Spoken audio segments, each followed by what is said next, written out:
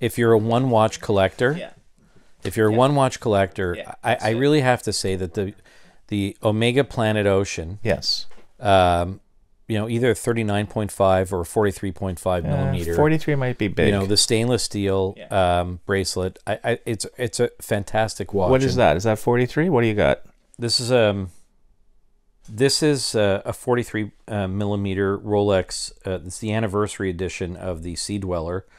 And what was so controversial about this watch was that when it came out, because the original Sea Dweller did not have a cyclops over the date. Right. So it was highly controversial. This came out larger because the normal Sea Dweller was 40 millimeters.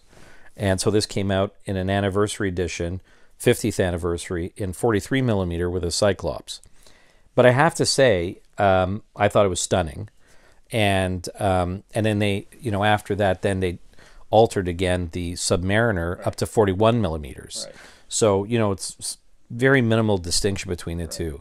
And this shouldn't be mixed up with the Deep Sea Rolex, which is thicker. That's the one that goes down. Yeah, nowhere close to where we'll be going.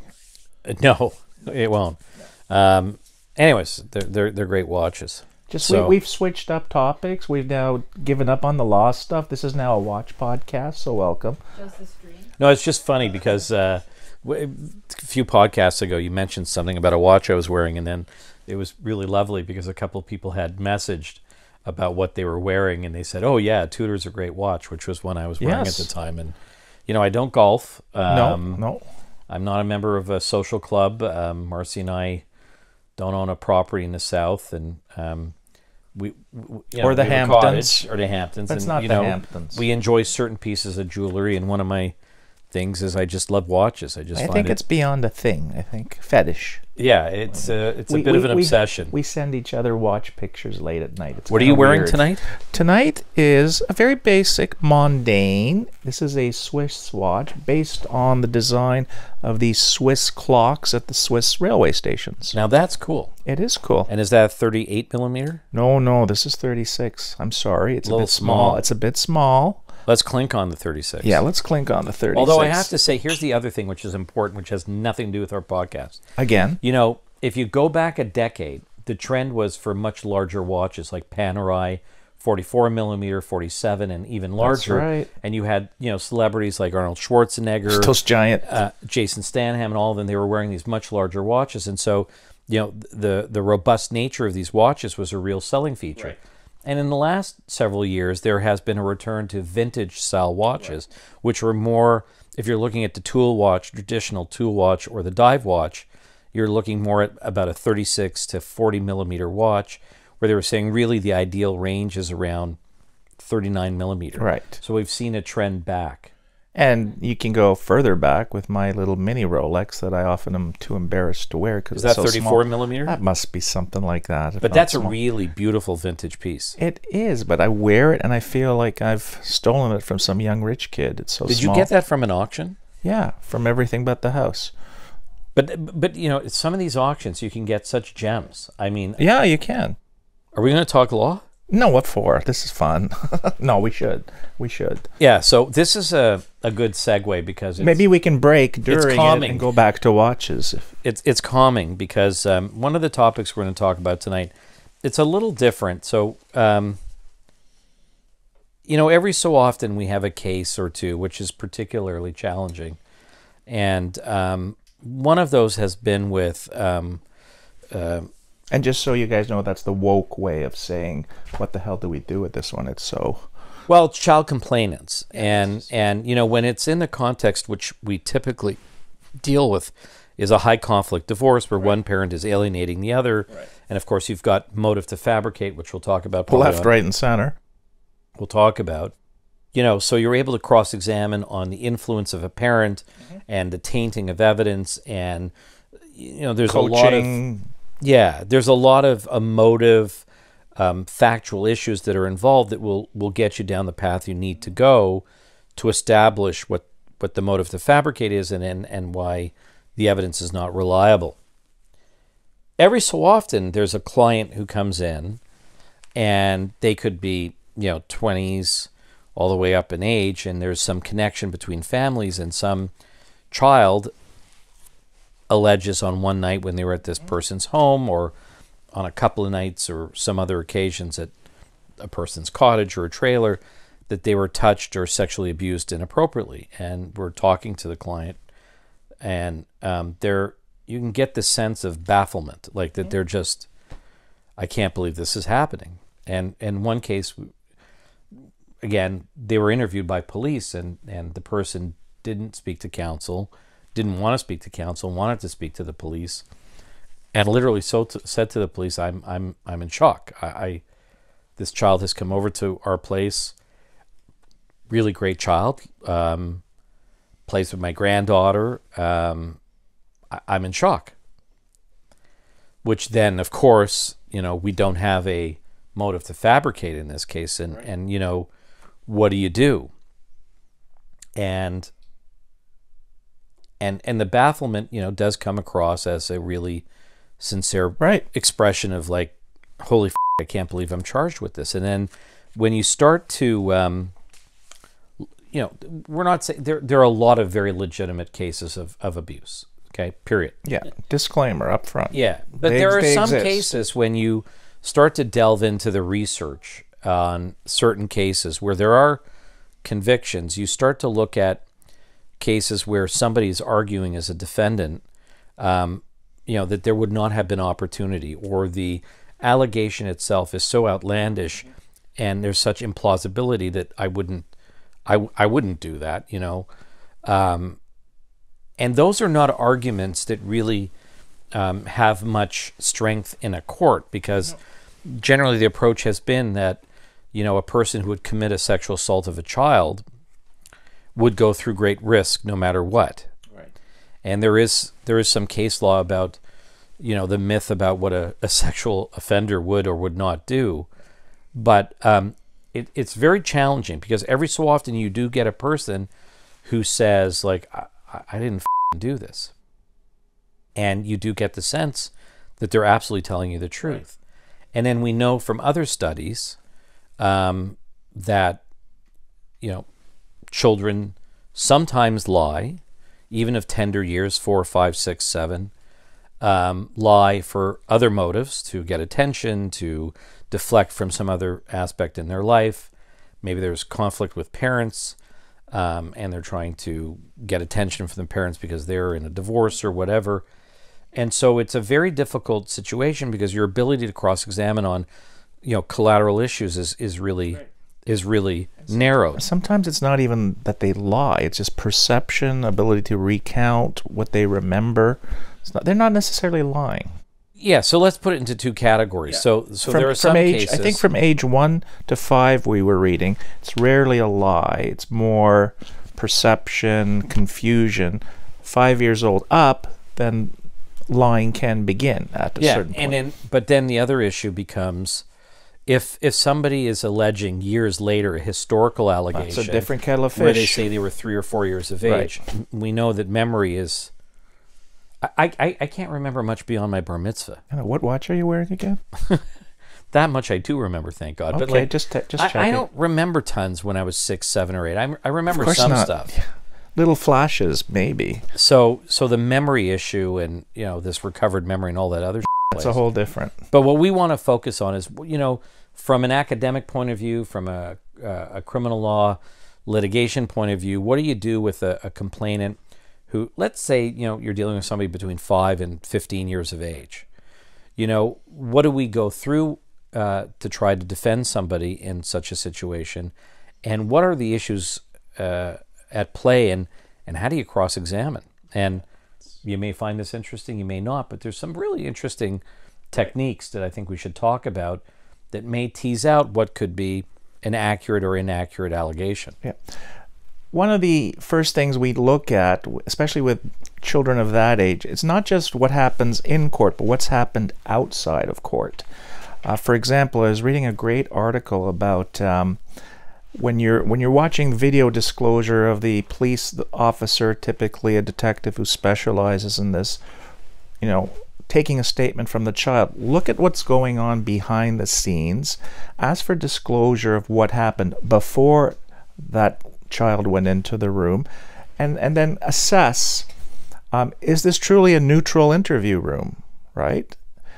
For example, paintings or pictures on the wall, are they just abstract or pictures of forests, or are they like unicorns and happy playtime situations? Because if you create the environment where, okay, we're now entering a room where you can use your imagination, for example, that almost gives the child permission to, okay, it's make-believe time, or I'm going to potentially tell you a story.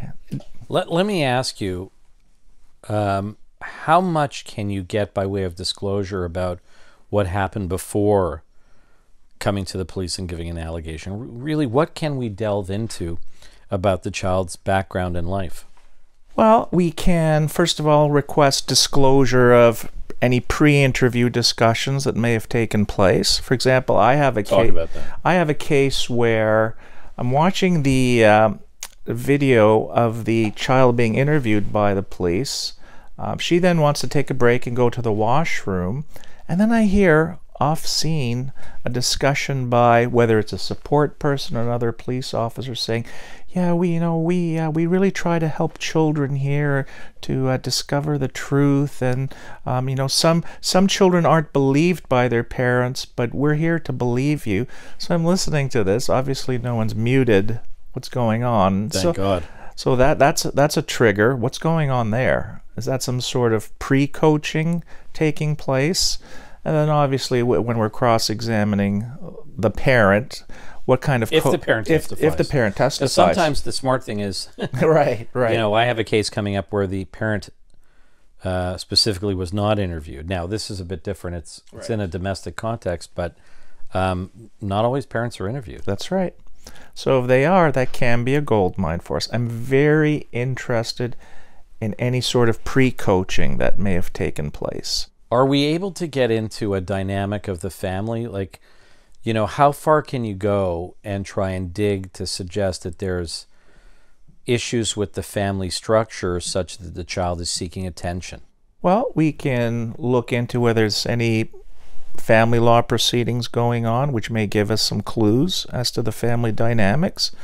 A lot of times, and again, the article I was reading was American-based. There, they will go after school records of a child. Not so easy for us. I know. The privacy interests here. Huge, yeah. It's much harder to get discovery of, other records in Canada than the United States. You have much more latitude in the United States to get access at that stuff. Which is unfortunate, because if the child has, discipline issues at school, has been suspended for any sort of behavior that, there could be a gold mine there. We just can't get access to it. We can. Well, children easily can have a history of lying, can have behavioral issues connected to all sorts of things. We don't get access to any of that. No, I know. So we're getting a child often, as the case I have starting next Monday, where all I really have is the interview video and the mother coming to testify, so I have her statement. But apart from that, there's nothing. So let's talk about that for 1 second, because it's an interesting distinction between us and the United States, because every so often I'm critical of the U.S. justice system, and I still really like our system. But in this instance, there's far more information you're able to access by way of motions to get records of school records, psychological records, etc. in the United States than Canada. Right. The threshold here is high, as you know. Very high. And they will say that you're on a fishing expedition unless you're able to establish that there's something in those records that's relevant to the allegation. Apart from that, you can't delve into the psychological background of the child in any way, shape, or form. Same with CAS records. You can't just go on a fishing expedition. Let's say a child was diagnosed at an early age with a number of disorders, including, oppositional defiant disorder, compulsive behaviors. Yeah, we don't have access to any of that. We never would. No. OD, oppositional defiance, all of that sort of stuff, nothing. We get nothing. This is a difficult topic, because we have much more access with the typical cases that we deal with. With adults. An adult complainant. We get much more material the child. It's a tip of the iceberg. We have no idea what's underneath. Talk about CAS records for a second, because, you know, we have this in cases involving parental alienation and other stuff, but also in cases where there's no familiar connection. In other words, it's just a family friend or a grandfather. You know, if CAS is involved in the investigation of the allegation and has been involved with the child and the child's family prior to an allegation coming out, are we allowed to get access to those records? Again, not that easily unless they've surfaced in the context of a family law proceeding. We can sometimes get from some of our clients, we've seen this, that CAS is investigated, we're closing the file. So that's helpful. It's something. The fact that the file was closed, there were no protection concerns, it's of some value, but again, tip of the iceberg stuff unless we get in there. Yeah, so, you know, what's important for us to say is that in a case where CAS may be involved with the complainant and the family prior to the allegation coming out for unrelated issues to our client, right, we don't get access. And if we brought an application, we'd be shot down. And laughed out of court. And there could be information in there that would shed light on reliability issues with the child. Credibility, psychological issues, history of malingering. I haven't used that word in a while. So how do you go about structuring a cross-examination where you have, let's say, a 12, 13-year-old testifying about something from a couple of years before, and your client saying, I can't believe this, I didn't do this, I was home, everybody was here, I did not do this. How do you go about that? Well, let's do the real one I have next Monday. It's an 8-year-old girl. He says, she says, no witnesses apart from the two of them. Can I get into the facts or no? And I would be careful not to identify anything. No, of but course I'd say not. this: it's not a he said. He said with children, it's like a he said, she's correct said. Right, you know, right. Well, there's a real presumption of truthfulness, right? And that's the problem of dealing with these cases with, for example, 8-year-old complainants. They walk into a courtroom almost with a cloak of credibility. And look, I understand you can't deal with historic or actual abuse if we take a negative sort of look upon the reliability of children. I get that. But they shouldn't go in with a presumption of that they're telling truth. Why would they ever lie about this?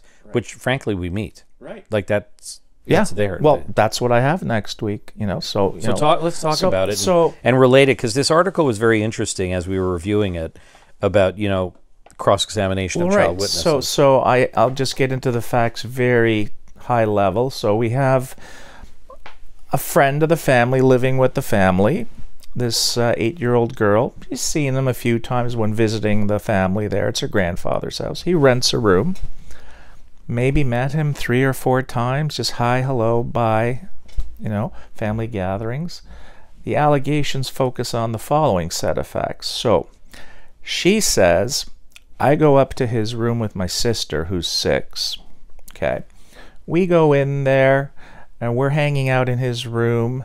He comes over and motions my sister to leave, and he tells me, and I stay. Doors closed. She then claims face licking, her version of kissing, and digital penetration under her clothing. Right? Yeah. Pretty bad.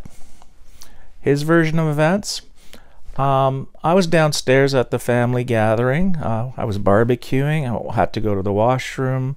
Main level washroom occupied. I go upstairs to the upstairs washroom. I go to the washroom, do my business, and then I hear my door close on my bedroom. They're like 5 feet from each other. And he opens his door, and he sees little sister, big sister, 6-year-old and 8-year-old. And he's like, what are you guys doing in my room? You know, you shouldn't be in here. So he, you know, shoos off the 6-year-old. She listens. She complies. 8-year-old just stands there and says, well, you can't make me leave.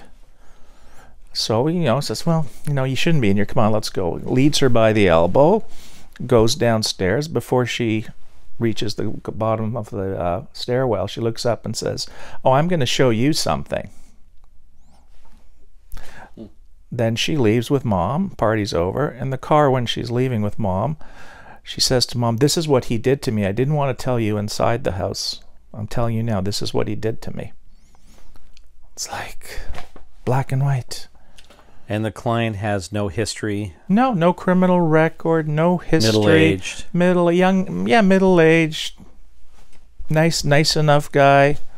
No, absolutely no. You know, we sometimes have a smell test, right? You know, sometimes. Yeah. But this guy is like simple tradesperson. I go, well, why would I do that? Yeah. So again, as we've discussed this many times, you need to find a motive. Look, my approach has been no motive. It's a tough case. If you can't find a motive, you are climbing a very steep hill. And we'll talk about, probably in another podcast, revisiting the issue about the law of motive, because it's so convoluted and so misconstrued by courts. It's very, very dangerous. But, you know, you really need to try and establish a motive, because the presumption is, why would they ever lie about this? Of course. I mean, everyone's it is thinking alive and well. Of course it is. Sometimes they articulate it. Of course they do. So, you know, here at the highest, he's going to be able to say, well, you know, I shoot her out of my room. She was pissed off. A little bit of defiant girl. And then she made this up. Is that going to cut it for a judge? I don't know. I guess we'll see. No. It's not enough, right? I don't think so. I mean, you know, I think we live in a time where, as credible as an accused may be to say, look, I mean, I'm barbecuing. Here's what I'm doing. Here's what I discovered, and I went downstairs. I don't think it's enough, because I think, you know... Which is scary, because what will happen is a judge will say, well, there is no motive to lie, right. So the absence of a motive to lie is a factor I can consider. The evidence is compelling. What means is, in their head, they're saying there's no reason for this child to lie, and they'll just discount the denial of the accused simply because the child is saying this, and the child is, in their mind, believable. I mean, that's distilling it down to as basic a level as I think as it gets, and that's what happens. And I got to be honest, you know, from an objective point of view, I don't know what the answer to this is, because children do get abused. Children do get abused in private settings where you don't have a video camera, where you don't have witnesses, so they have to be able to say this. And you got to be able to deal with that. And we know there's historical issues where we've come up with, you know, abuse of indigenous communities and children and all this stuff. So how do you balance this out? But where you've got an accused emphatically going, I didn't do this. And there's nothing else to point at. No, nothing. Let's talk about, I think, from an academic point of view, cross-examination. And it's just funny, because we wanted to just... We've got like 61, 62 years of experience here, okay? Who's counting when you're having fun? So it was just funny for us to go back about looking at articles on cross-examination of child witnesses, both in the U.S. and Canada. And the U.S. has a lot of writing on it, and it's funny. Well, here's a line I love from an article. It's just, this is a U.S. piece, which is, it's actually very well written. It is. But it's a good one. Should you cross-examine? Yeah. Cross-examination is always risky, and when child witnesses are involved, the risks are multiplied. One wrong question, or one question too many, can bring down the examiner's case. Jurors usually like child witnesses, and as adults, the jurors feel protective of the youngster. Well, that's true about judges too. So in the United States, what's interesting, this is extremely interesting. So to our viewers who are from the U.S., in Canada, when we're cross-examining a witness, we have an obligation to put to them essentially the evidence of our client, saying, you're not telling the truth and here's why. Not necessarily motive, but your memory may be wrong, you may be confabulating it with somebody else, you didn't arrive at the time that you say you did, my client wasn't there when you say he did, you were actually with somebody else. So it's our Brown and Dunn. That's a case called Brown and Dunn, where we're obligated to at least alert the complainant to the evidence that will be elicited through our client. In the United States, that's not necessary. Right. Isn't that interesting? So in the United States, you can have a witness testify, you can ask questions, but you don't have to directly refute them and then just call your client to refute it. We don't have that's significant. Yeah, we don't have that in Canada. Right. And when you don't do that in Canada, an adverse inference can be drawn against you in your case. I much prefer our system because I think without confronting the witness, your cross-examination is essentially worthless.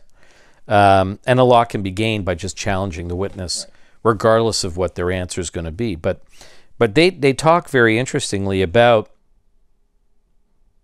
the dangers of cross-examination just in general of child witnesses, which in and of itself, underscores the what we're talking about here is that there's such a reverence with child witnesses that you really are behind the 8 ball if you're accused of this. Right. It's landmines potentially for your case. So if you're going to cross-examine, one thing you can do with a child witness, number one, is what? Build a rapport. Build a rapport. What does that mean? That means you don't get into substantive issues right away. You build a rapport is like what it sounds. Build a relationship. Start talking about if they have a support dog that day, just talk about make a connection with them about Johnny, is it okay if I call you Johnny? Right. Johnny, so you're in grade 7. Right. And I understand from what you told my friend over here that you love math. Right. And you're an excellent student, aren't you, Johnny? Right. Oh, that's wonderful. What are you hoping to do later on? Like, you want to become an astronaut. Mm-hmm. That's great. You love space. Right. Oh, that's amazing. So, what else do you like in school? Right. Oh, that's wonderful.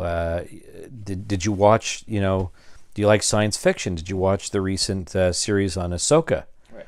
Oh, I love Star Wars too. Right. Right. And then you start to build a rapport. Right. And then if you really want to go after the child at that stage, you can say, how did you feel about Anakin appearing in episode 4 of Ahsoka? Right. And then you start getting into you've set it up.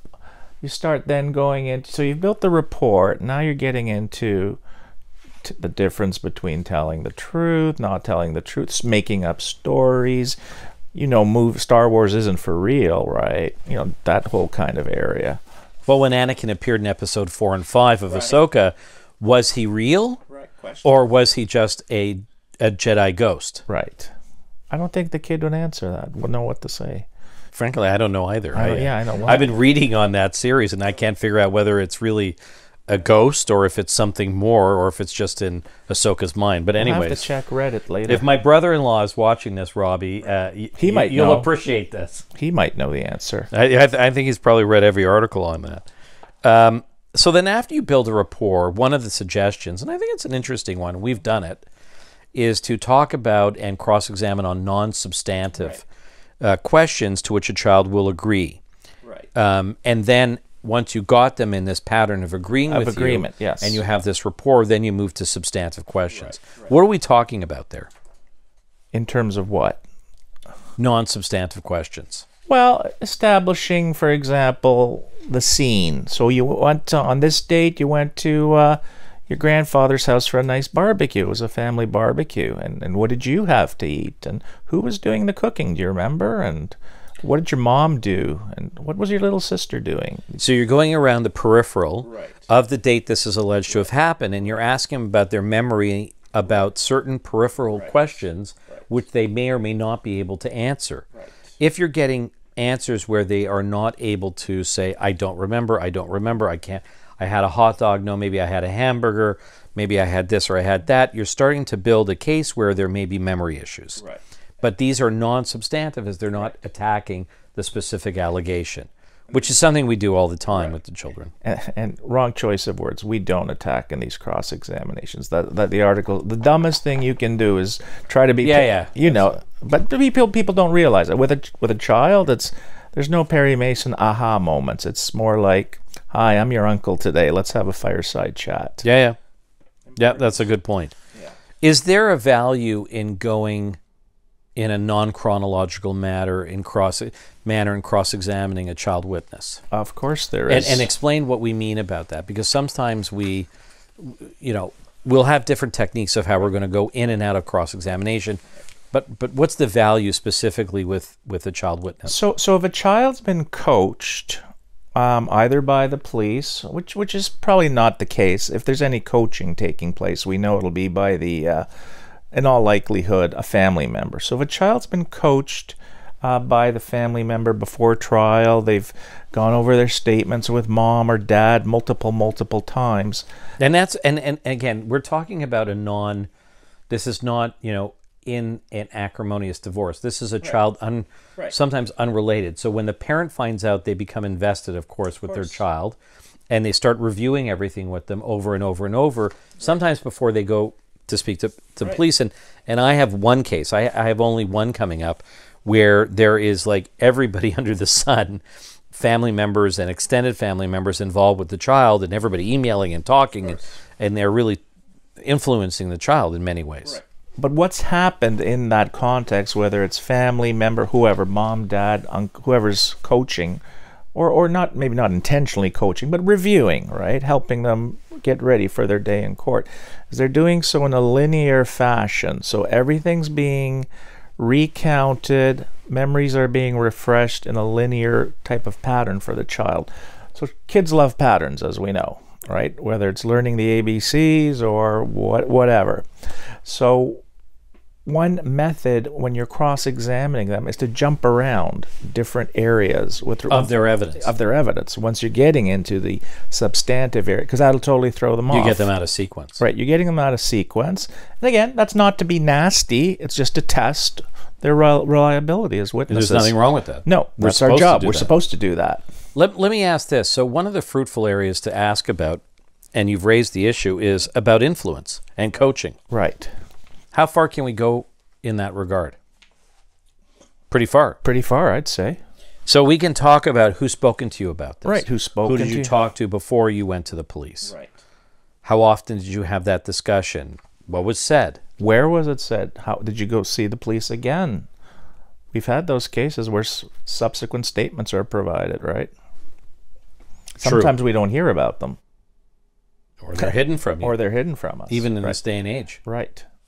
So to go back about this technique then, is to try and go through the evidence in a non-linear fashion, so as to take the witness out of the chronology, so that they may have a hard time remembering and recounting what happened. And interjecting in that, I think sometimes is helpful to go back to who spoke to you about this. You say this, but your mom spoke to you about that before you spoke to the police. Let's review that for a moment. Okay, now let's. How did the evening end? Tell me about how things ended that night. Okay, well, let's go back to when you say you were in the washroom. Or when you showed up, how many puppies did you play with? Just to totally just try to derail the pattern, so to speak. And again, not maliciously, we're just doing our job. No, I mean, look, we're defense lawyers. I mean, our job is to defend our clients no matter what. But that child walks into that courtroom, as we've said, with a cloak of almost innocence, right? Children don't lie. Why would she lie? Let's ask something that's interesting, or let's talk about children lie. Or don't remember. Well, we're all parents. Okay? We're parents in this room, save and except for Max. He doesn't have a child yet. Not that he knows of. Not that he knows of. Not that he knows of. Or we know of. But, and, children lie for all sorts of reasons. Yes, they do. Okay? I mean... Or color the truth. Oh, okay, let's just call it what it is. Did you do your homework? Oh, yeah, it's all done. Yeah, it's finished. I studied for the test. The next day, they never did their assignment or study. So, I mean... Yeah, they lie. It's just stupidity. It's human nature. Children lie, adults lie. One of the other techniques to look at, and some judges shut you down on this, is you want to ask about their truth-telling and their history of truth-telling. And some judges are critical of that. They go, well, that's a very, ambiguous, amorphous question. Do they ever lie? What's wrong with that? But it has been shut down. Really? But you have to test and ask them questions. Well, have you ever lied to your parents? Have you ever lied to a teacher? Why have you done that? Did you try and get out of trouble because you didn't do a homework assignment? Exactly. And then you want to then switch gears also to about their suggestibility. Right.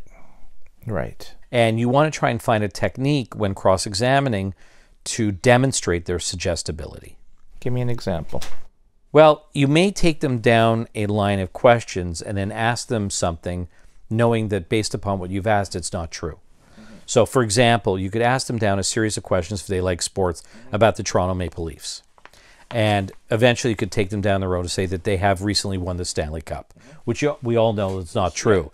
But we could say to them, you know that they have, well, you know Austin Matthews is one of the best players in the NHL, if not the second best player. Oh, yeah, I love the Maple Leafs. I know Austin Matthews. All over my walls, I got Austin Matthews, pillows. And then there's John Tavares, who's an amazing hockey player. Oh my God, I've got posters of him too. And then you can say, well, they've got like 4, 5, 6, 7 superstars on the team.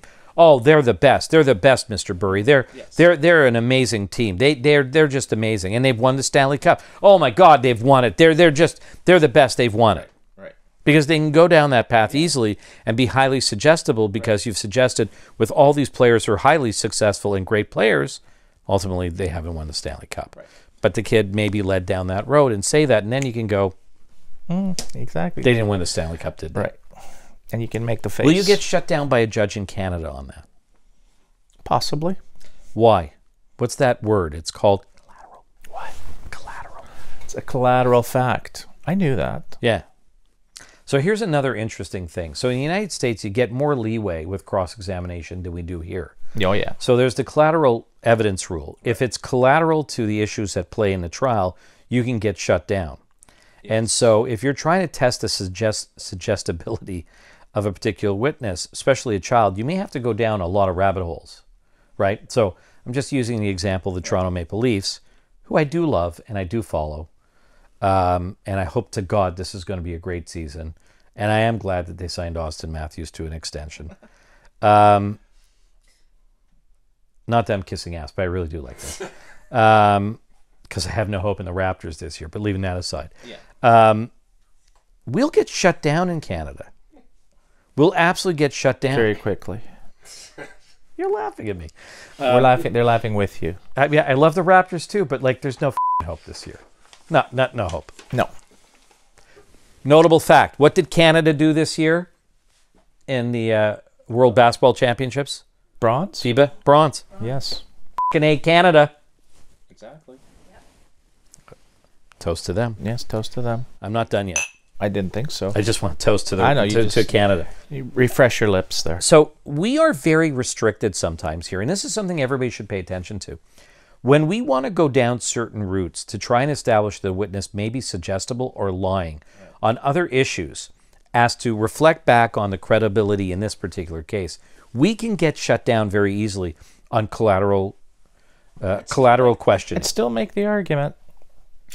I know. We don't have enough leeway in this regard. I know. And I think, and particularly in sexual assault cases, the push has been, and with respect to adult cases, is to narrow us down to the issues at hand. And it's you want us to just simply ask about what happened in the bathroom and the facts leading up to that, and that's it. That's right. And that's not a way to go about cross-examination or test a witness's reliability or credibility. That's not the whole person. It's a problem here in Canada. Where were we? It's a good article. I've read a couple of Canadian articles on this, which, with all due respect, followed a lot about a lot of the U.S. articles. Right. So I would say this, and we can probably wrap up with about techniques, which is trying to deal with inconsistencies. So you want to try and draw and create inconsistencies with the in-court testimony versus the statement and maybe prior acts of the child. But again, we're restricted by the collateral evidence rule. So how do you do that where their statement has been admitted under 715? I'm glad you brought that up now. So can you explain that to everybody here? Because that's a really important point. No, you. No, I'm going to have a drink. Okay, well, me too. So no, 715 is the crown applies. 715.1. Point 1, the crown applies to have the statement given, typically a a video interview which has been reduced to a transcript admitted for the truth of its content. So in Canada, if you have a child witness under 18 years of age, and the statement has been given relatively contemporaneous with the events in question. Oh yeah, that part. Which means sometimes within the last 2 to 3 years. Don't get me started. Of the events. Okay. And there's some other factors, but yeah, there's really a few tests, but the main one is just like this statement. It's like put a stamp on it. Yeah, it's true. Nail it it's in. gold. Okay? Yeah. So the statement on video gets admitted as evidence at the trial. Right. That is the child's evidence accepted by the court. Yeah, it's in. Think about that. Do you get that? So the video statement goes in. And then you're also dealing with cross-examining the child through a Samsung TV. Right, yeah. Or if it's not a very technologically advanced courthouse, it could be one of the old RCA TVs or something else. But with the child 3 different colored inputs. So the child is also going to testify through closed circuit TV because they'll bring that application, and then in that room they'll have their support worker. So you're faced with the video going in as evidence in chief. Yep. Boom. And then you get to cross-examine through TV. Right. Wow. So when you're dealing with a 715.1 situation, which is across the board, yeah, it's not just you kids, need to try as best as you can through cross-examination where a judge won't shut you down, is to go over areas of cross-examination to try and create inconsistencies with that videotape statement. Now, here's one other thing. Do you have to put those to the witness? Absolutely. Yeah. You have to take them. You have to try and create. You go over the sequence of events, try and create an inconsistency. Say, well, that's not what you said in your statement. Exactly. Here's that page something. You said it happened in the bedroom. Now you're saying the bathroom. But then there are limits to cross-examining a child witness based upon time and amount of questions. You know, it's not like you can go on for days. Right. There will be a limit. A judge will say at some point it's an exasperating experience for the child. It's too much. Right. So that's the other thing you have to be careful about, because there's only so much we're going to be allowed to ask over a certain period of time. You have to pick and choose. If it seems that we're becoming abusive, or we're going too long and the child is getting tired, frustrated, etc., that's not going to go to the defense lawyer's advantage, and you're going to be shut down instantly. Okay, I'm tired. Yeah, I know. It's been a long day. This is something I think we should examine a little bit more. I think so. Because the other thing that it flows into, and we've spoken to this factor before, is that we have this also in a lot of the parental alienation cases we have where there are criminal charges. And a lot of the same factors apply.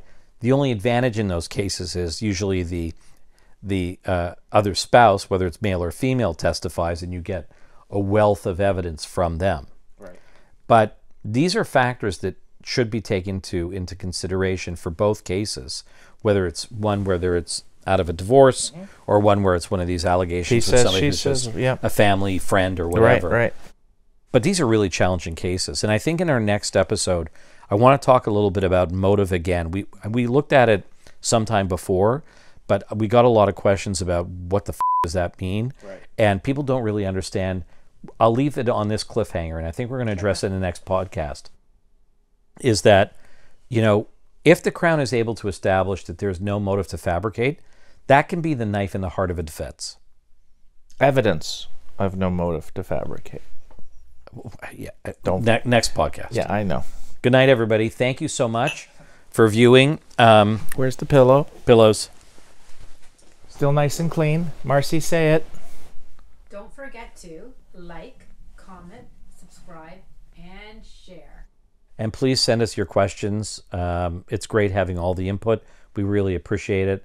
So keep sending us those questions, comments, etc., and we'll address anything that you want to hear in future episodes. And we've got a bunch of episodes coming up that's really going to be interesting. We got a criminologist coming on soon. We got a psychologist who's dealt with false accusations. We got some real interesting guests coming up. We're going to be addressing some very good issues. And send us your watch questions too. Good night, everybody. Good night.